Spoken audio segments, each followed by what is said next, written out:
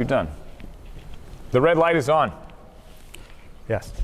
Pastor Troy? Pastor Luke, here we are. Thursday, October 1st. October. Happy October. Happy October. I mean, so our first ever pastor chat was in March outside at Fort Bend.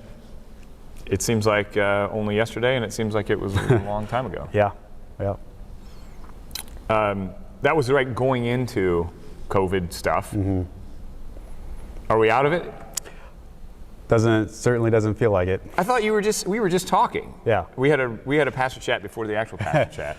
Well, yeah. So I mean, some things feel like we're getting a little bit more back to normal. I mean, there's still some weird stuff going on with masks and all the other precautions we got to do. But so it does kind of feel like things are getting back to normal, kind of how they used to be. But so that's exciting. So normal's good, isn't it? Is it supposed to be normal? I feel like I'm supposed to feel like everything's all right. How do you feel about it? Well, I kind of felt like I think things are in many respects a lot better today than X number of months ago. Yeah. So I rejoice in that, and then as you said, like things are getting back to normal, more people coming back to church, but then normal. Now I've been struggling that things feel like they're more normal because, normal also is that I'm still struggling. I mean, the normal thing is I still am a sinner and I still struggle. And there's still terrible things in this world that we experience. Yeah, so the normal, this side of Jesus returning is there's always something wrong. Yeah. And I thought, well, once you get past this, it'll be fine. Yeah. So, like as we were talking about here, this is season 2, episode 3, by the way. A lot of these pastor chats early on we're digesting, and this is what's going to happen next, and here's the context. The one thing we're still on a day-to-day or week-to-week levels, like, well, we're not really making any worship changes for the time being. We had to come up with a plan for Sunday school and Bible study and confirmation, and we said we're going to keep that through the rest of this calendar year. And with the goal of returning back to in-person with that. And are there places we can come back to in-person with that? And that feels a little better, but it's still not perfect. Still not but quite then, right. Part of the normal reality is I don't know that any year, at least in my time as a pastor, of doing Sunday school, adult Bible class, and confirmation has been perfect. So maybe that's normal. Yeah. So I was just wrestling with this existential dilemma. It's worse than that, or the doldrums. Everything should be okay, but I don't always feel okay. Do you feel anxious? Well, that's kind of a generalized term, but I guess so. Yeah, if I'm honest, I feel anxious, and then I feel anxious about feeling anxious. Oh. That's a nice segue. Sounds kind of a direct way of getting to our, I think where we want to go. We're going to be preaching on Philippians the next 2 weeks. And I did. Were you here on Sunday? You preached on Philippians last week. Yeah. So we're going to continue through Philippians. Yeah. I know in 2 weeks I'm going to be preaching on the text where Paul says, "Rejoice in the Lord always, and do not be anxious." And that's a Thanksgiving text. Yeah. But do not be anxious. Then why am I feeling so anxious? Even though things are relatively good right now, I still got some anxiety going on. What's going on with all that? Yeah, well, I don't want to pre-preach your sermon for you because it's your sermon, but I was like, well, I feel bad because I'm anxious, because I feel guilty because I'm not supposed to be anxious, but also that anxiety is a physical and emotional and mental response that can really wear me out. Yeah. And that doesn't feel good either. Oh, wretched man that I am. What should I do? What can I do? What do we do? Well, how can Paul say rejoice in the Lord always? How can he say do not be anxious? Because he's got a lot of nerve, Pastor Luke. Yeah. Well, and when he wrote Philippians, he's actually in jail. How can he say rejoice in the Lord when he's in chains, or not be anxious when he's imprisoned? He's got a really valuable perspective that he didn't come up with on his own. Jesus? Yeah, so God grabs him, literally, or knocks him off his horse or whatever. And Paul's world goes from, I'm going to say it this way, because I'm always working on my sermon, even when I'm preaching it. So his world goes, I was going to say his world gets turned upside down, but actually I think his world gets turned right side up. Yeah. Because now he sees everything correctly, and so he looks at past, present, future, and he says, hey, all those things in my past that I thought were really great don't really matter. My present, even though I'm in prison or wherever, or blind because I got knocked off a horse or something, my present is doable because I'm in Jesus. Yeah. And the future, well, that's already taken care of. I think that's why you say, I can rejoice. Takes a lot of nerve or faith. I would say it's the first time I ever said nerve. Yeah. Well, it takes faith to say that. Because it sure doesn't look that way. It just sure doesn't feel like things are, that God is in control or whatever. Or if he's in control, he's just a really mean God. Yeah. Or he doesn't care. He's got an interesting way of doing things. Yeah. But he does. Yeah, I just had a sigh. Yeah. Well, and yesterday in the adult Wednesday Bible class, we were talking about departing in peace. The Song of Simeon. From Luke 2. 27 to 32. Where he holds the baby Jesus and he says, Lord, now you're letting your servant depart in peace. Yeah. Well, how can he say something like that? Well, it's not a peace that Simeon conjured up, or you or I can ever conjure up. It's a peace with God, a peace from God that comes only in and through Jesus.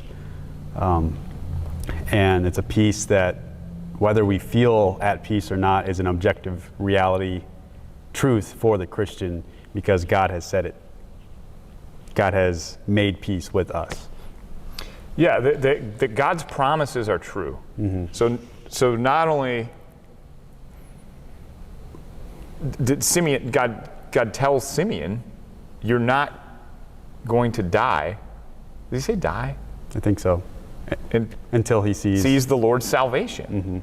And then he has peace because God is actually true to his promise. And it wasn't even just some existential feeling. It was literal, like he was holding God's promise. In the beginning was the Word, and the Word became flesh. I don't know if it says that on there. It doesn't say John 1. That's John 1 back there. Did you know that? Yeah. Okay. That the Word became flesh and dwelled among us, and so now I can go in peace. There's a lot of layers to that we talked about yesterday. So not only can he leave the temple in peace, but he can even, whenever he breathes his last breath, go in peace. Yeah, and it's a peace that for the Christian permeates every aspect of our life. Yeah. So even when we're in the midst of a global pandemic, week 2 of the shutdown, and none of us know. What week is this? I don't even know. You stop counting? Yeah. Oh, okay. We can have peace in that. Or when we're starting to reopen up and we're excited, but things aren't quite right. Like, why are it's still not normal. We have peace in Jesus. Or when we go back to the regular mundane of our lives, the 9 to 5, or dealing with family stuff, or this other crisis pops up. Oh, we still have peace because of Jesus. I'm sorry, you only work from 9 to 5? I thought you only worked on Sundays. If only that were true. Yeah. Yeah, so that normal aspect of what's normal is I'm pretty messed up. Yeah. You know what also is normal? The world around me is messed up. But God also is true to his promises, and Christ reigns. This is his world, and not only is there peace right now, and I think the other thing that because one of the things that we've been struggling with, not against one another, and maybe you're reading my mind on this, is so with Simeon, in the Song of Simeon, that's actually part of our traditional liturgy. And so after receiving the Lord's Supper, that you and I and our brothers and sisters in Christ, like Simeon in this sense, reach out our hands and cradle salvation. The Word becomes flesh, in with and under this bread and this wine is Jesus for you. Go in peace, not only leave the sanctuary in peace, but go out into the world in peace. If it happens that we do the commendation of the dying for you, go in peace. At your funeral, go in peace. That you have peace, that we have peace that comes in and through Jesus. But also we want that for other people. Yeah. And so that's the part of our tension right now. When we, receive the bread and wine in communion, we are eating and drinking peace. Because it's peace from God, peace in and through Jesus. I just want peace. I just want to be at peace. And sometimes in life we have that feeling of peace. We have moments. And so we are blessed with maybe feeling at peace. But even when we don't feel at peace, for the Christian, it still remains true. But I think there is something to then, not only did I say to you, hey Luke, be at peace, but hey, peace, be at peace. That is actually life in the church. Yeah. Because the Word became flesh and dwelled among us. That while we can know ontologically, and there's a gift of technology, and we can look into the camera, and now that you just pointed out that red blinking light to me, you be at peace, not because we said it, but because Jesus said it, or because we said it because we're pastors called to say that. But we really, as the Lord wills, come here and be with us and be at peace and receive this peace. And that beauty in worship, and where we've had this tension of, it's not a contest to see who can be the most bold in not wearing a mask or not social distancing, or who can be the most rigorous in wearing a mask everywhere and always maintaining at least a 6-foot radius from everyone. But to say, hey, part of the normal is nothing's ever going to be resolved perfectly until Jesus returns. Part of the normal is this tension of there's always going to be something to produce anxiety, at least when I look into myself. But we want you to be here at church, and we've kind of had this tension of, look, if you're struggling with this, but you're otherwise physically able and you have, come to church. It's not easy to say, though, is it? No, it's not. It's scary. You're the bad cop. You say, I would be the good cop. And we recognize that not everyone is in the same place, and some people have health concerns or whatever, but coming to worship there is a risk to that. There's a risk to coming to the altar to receive communion. There's a risk to being with Christians, with other people outside of a pandemic. These are all risky things. In a fallen, broken world, it's risky for me to proclaim Jesus to you, to share Jesus with you, because you might reject it. You might reject me. You might reject Jesus. So there's always a risk in a fallen world. There is a risk to coming together, and but by faith, we come together and receive the good gifts that God has for us. Yeah, as we had talked prior to this, there's a risk in having any conversation with anyone, right? And so there's a risk that we'd say, look, we're not trying to give offense to people saying, we want you to come to church. There's absolutely a risk in that. But there's also a risk in saying nothing. And so what we're acknowledging in this, and even modeling, is we're going through this too. And what we can be certain of, and to say, the reason that Paul says don't be anxious about anything is because in Jesus, the Prince of Peace, not only is there all the things that dog you in your past, all your sin and shame, swallowed up, answered for, paid for in Jesus. All the things in your present that maybe make your world spin and feel out of control, Jesus is holding you. In the future, Christ is risen. It's gonna be okay. Then we come together and we actually have real conversations. And it's a risk to have a real conversation. We're not just talking about the weather.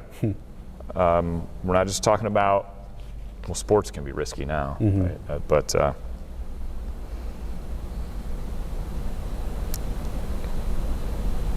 just going to have the longest silence in Yeah, these videos. Just sit in the peace for a little bit. Be at peace. Be at peace evermore. Yeah, because I was just thinking about, in the absence of a crisis, something else will fill in to give me anxiety. I'll fill it in myself because I'm just made that way. And then I start thinking about what should be probably